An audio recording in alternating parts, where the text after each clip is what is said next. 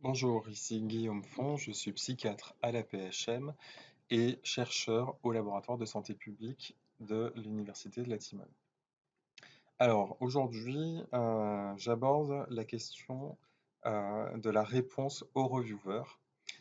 L'erreur lors de ce qu'on soumet son premier article, c'est de penser que le plus dur, c'est d'écrire l'article et de le soumettre. Or, ce n'est que le début du processus parce que vous allez être relu par des pairs qui vont évaluer votre travail et cela peut être parfois très compliqué et même parfois très douloureux.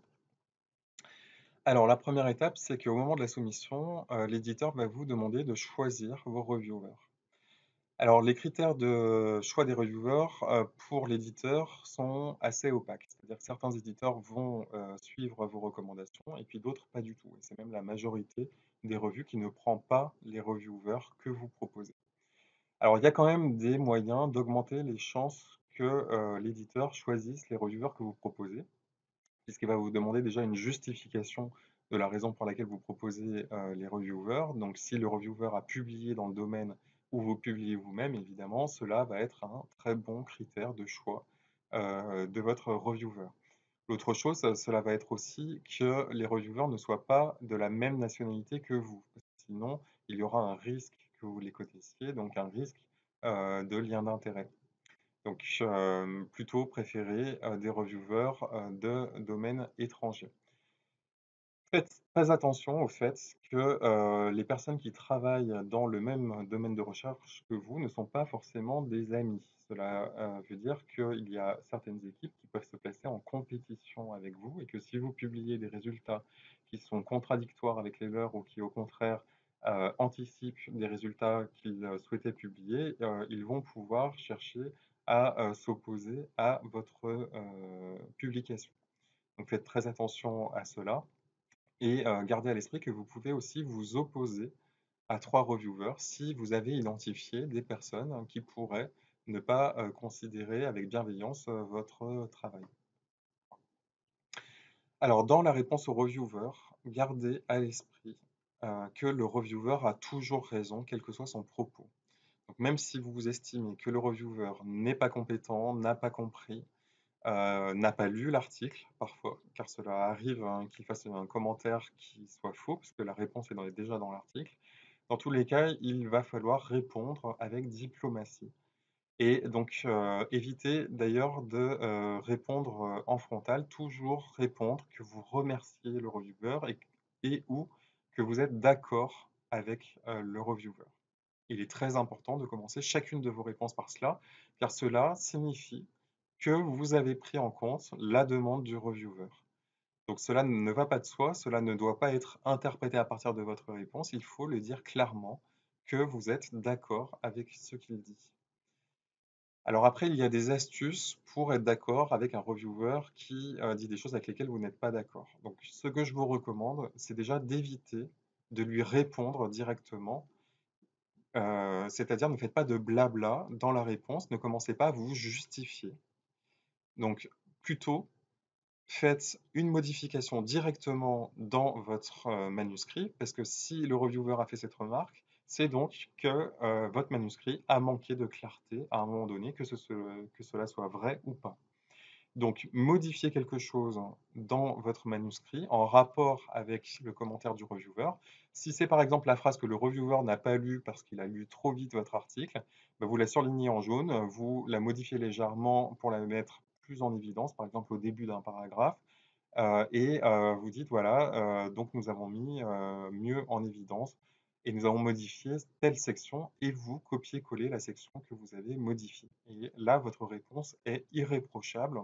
Si vous commencez à faire une réponse détaillée, argumentée au reviewer sans rien modifier dans votre manuscrit, vous risquez d'avoir un rejet du reviewer ou une deuxième demande de modification et cela peut traîner ainsi pendant longtemps.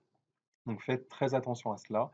Le reviewer a toujours raison et vous devez faire des modifications à chaque demande du reviewer dans votre manuscrit, sauf si ce n'est vraiment pas possible, parce qu'il peut arriver parfois que le reviewer soit vraiment dans l'erreur et qu'il vous demande quelque chose qui soit faux, dans quel cas il va falloir être très diplomate pour expliquer en quoi cela est faux mais et il va bien falloir l'argumenter par des références. C'est-à-dire, il va falloir montrer que ce n'est pas votre position à vous, mais que c'est comme ça que les choses doivent être faites d'après la littérature. Donc très important de décentrer, ne jamais être dans une relation frontale entre le reviewer et vous. Et n'hésitez pas aussi à vous excuser de ne pas pouvoir accéder à la demande du reviewer. Cela sera toujours apprécié en termes d'humilité. N'oubliez pas aussi dans vos réponses d'indiquer la page et le paragraphe auquel vous faites référence dans la modification du manuscrit parce que rappelez-vous que le reviewer doit pouvoir faire l'aller-retour entre le manuscrit et vos réponses au reviewer facilement et qu'il doit avoir le moins d'efforts à faire pour pouvoir vérifier que vous avez bien fait les modifications que vous annoncez. Alors, en pratique, vous allez devoir répondre à 2 ou à plus de 2 reviewers. Moi, il m'est déjà arrivé d'avoir à répondre à 7 reviewers pour un article donné. Donc, faites très attention à cela. Pourquoi est-ce qu'il peut y avoir autant de variations entre le nombre de reviewers? En pratique, il faut toujours au moins 2 reviewers pour garantir la qualité du reviewing dans une revue. Il m'est déjà arrivé aussi qu'il y ait un seul reviewer et rappelez-vous que vous pouvez aussi être rejeté directement par l'éditeur. Ça arrive aussi que l'éditeur fasse directement sa propre review de votre papier et puisse la rejeter, par exemple. Donc, vous allez avoir donc différents reviewers et il est possible que les reviewers fassent plusieurs fois le même commentaire. Dans quel cas, je vous déconseille vivement de dire j'ai déjà répondu à ce commentaire au reviewer 1, voire reviewer 1. Vous faites des copier-coller systématiquement et vous faites la même réponse à tous les reviewers. Donc ça, c'est beaucoup plus important parce que chaque reviewer va aller directement à sa propre réponse au reviewer. Et par contre, vous pouvez tout à fait mettre que l'autre reviewer avait fait le même commentaire, ce qui veut dire que le commentaire est d'autant plus pertinent et que vous remerciez le reviewer pour ce commentaire-là. Alors, ensuite, vous pouvez avoir des demandes de reviewers qui sont contradictoires les unes avec les autres ou contradictoires avec celles de l'éditeur. Donc, par exemple, il est possible que l'éditeur vous demande de raccourcir votre introduction. Donc, c'est le cas, par exemple, dans le British Journal qui demande souvent des introductions très courtes et avec un seul paragraphe, alors que le reviewer va vous dire votre revue dans l'introduction est beaucoup trop courte. Donc ça, donc c'est deux demandes qui sont en apparence contradictoires.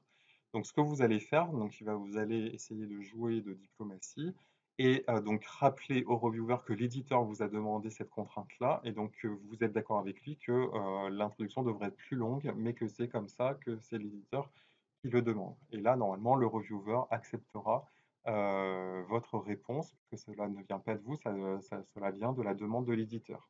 Il faut toujours donc sortir d'une relation frontale et montrer que cela ne vient pas de vous, que ce n'est pas vous qui choisissez, que vous avez suivi une recommandation. Donc rappelez-vous aussi que c'est l'éditeur qui décide à la fin si l'article est accepté ou non. L'éditeur n'est pas obligé de suivre l'avis des reviewers. J'ai déjà eu des articles qui ont été rejetés alors que les reviewers étaient favorables et inversement, mais c'est plus rare, un éditeur qui a accepté un article alors que les reviewers n'étaient pas forcément favorables. En pratique, ce qui se passe, c'est que dans ce cas-là, l'éditeur demande encore un troisième reviewer s'il voit qu'il y a des avis beaucoup trop différents.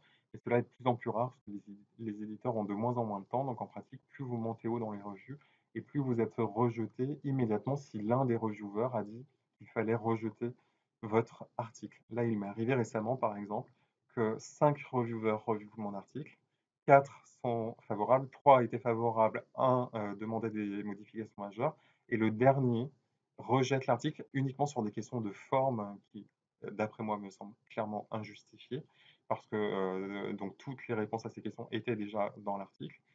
Mais le simple fait que ce cinquième reviewer rejette l'article a entraîné le rejet de l'article de la revue. Donc cela est apparemment injuste, mais cela est comme ça. Donc faites très attention aussi à cela. C'est pourquoi il est très important de bien choisir ses reviewers, mais après, vous ne contrôlez pas tout. Et donc vous pouvez tomber sur des reviewers particulièrement agressifs. Donc rappelez-vous que le processus est un processus en apparence scientifique, mais que la subjectivité garde toujours sa place.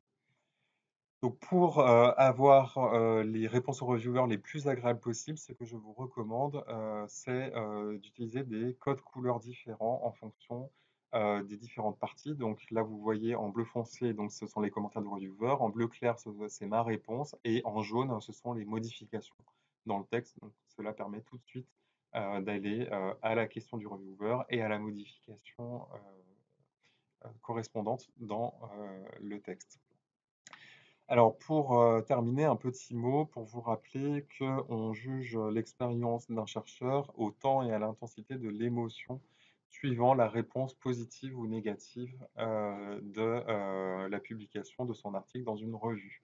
Au début, vous allez être probablement très impacté, lorsque votre, article va être rejeté. Vous allez être accablé parce que vous allez devoir recommencer le processus de soumission, vous allez voir le temps que vous allez perdre parce que vous allez repartir pour, potentiellement 2-3 ou 3 mois, voire plus, pour la publication de votre article et puis au fur et à mesure de votre entraînement à cela, vous allez, comprendre de mieux en mieux les rouages de l'acceptation ou de la, ou du rejet, d'un article.